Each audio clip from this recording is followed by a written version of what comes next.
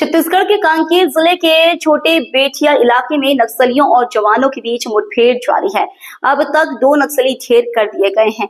वरिष्ठ पुलिस अधीक्षक इंदिरा कल्याण एलिसेला ने कहा कि मुठभेड़ जारी है, जवानों से संपर्क करने के बाद ही पूरी जानकारी दे पाएंगे। वहीं 2 दिन पहले छत्तीसगढ़ और आंध्र प्रदेश की सीमा पर मारेडपल्ली में ग्रेहाउंड्स और नक्सलियों के बीच जबरदस्त गोलाबारी हुई। मुठभेड़ में ग्रेहाउंड्स फोर्स के central committee member Gajwala Ravi Aruna समेत 3 बड़े कैडर्स को मार गिराया गया है।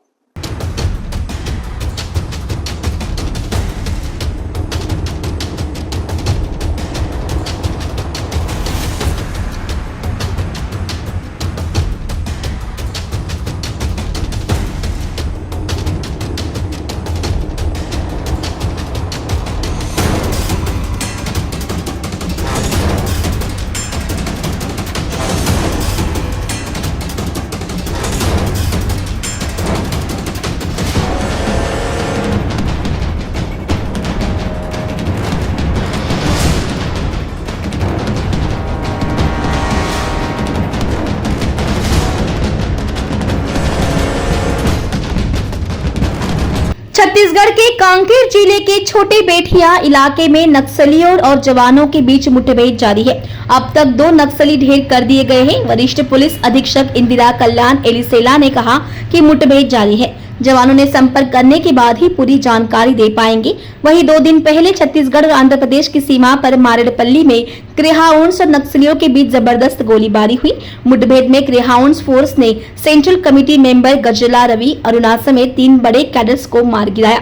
आंध्र प्रदेश जोनल कमेटी के सदस्य गजराला रवि 40 लाख का इनामी था। नक्सली नेता चलपति की पत्नी अरुणा 20 लाख की इनामी तो special zonal committee member Anju मारी गई।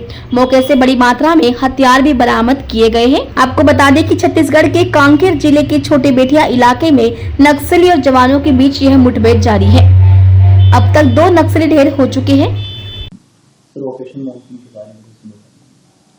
माओवादी संगठन के खिलाफ विगत समय में काफी एक योजनाबद्ध तरीके से कार्रवाई की गई थी।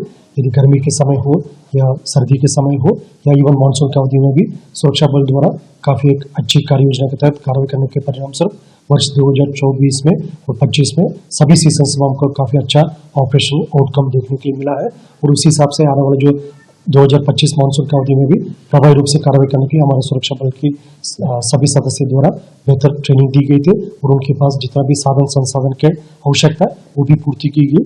और हमें पूरा उम्मीद है मतलब वर्ष 2024 की मानसून में जिस तरीके से हमको परिणाम रहा है उसी हिसाब से 2025 की मानसून की अवधि में भी बेटर ऑपरेशनल रिजल्ट देखने के लिए मिलेगा।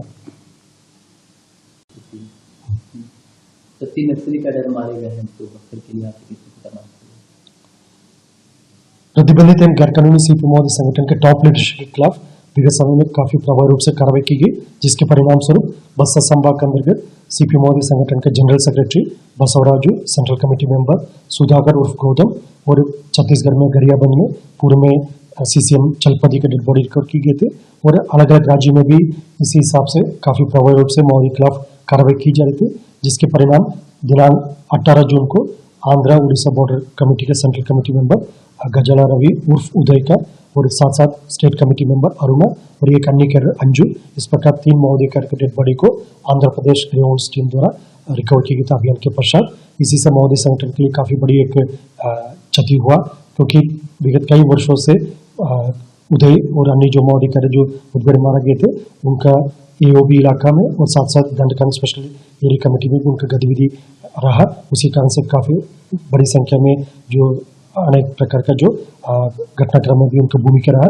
इसी हिसाब से जो कल की मुठभेड़ के परिणाम से इलाका में आने वाले समय जो माओवादी गतिविधि के ऊपर प्रभावी रूप से अंकुश लगाने के लिए हमको काफी सफलता मिलने की संभावना है।